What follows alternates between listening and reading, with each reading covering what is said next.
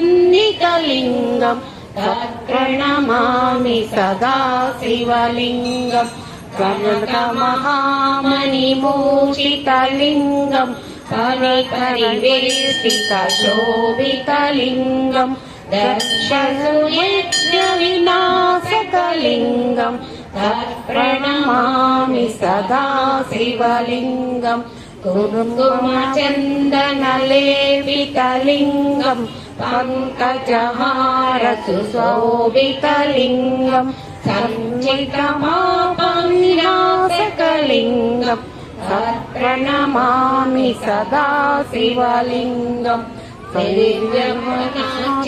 सेवितलिङ्गम् भावये भक्तिविलोचलिङ्गम् दिनकरकोटिप्रभाकरलिङ्गम् तत्प्रणमामि सदा शिवलिङ्गम् अष्टगडोपरिवेष्टितलिङ्गम् सर्वसमोद्भवकारणलिङ्गम्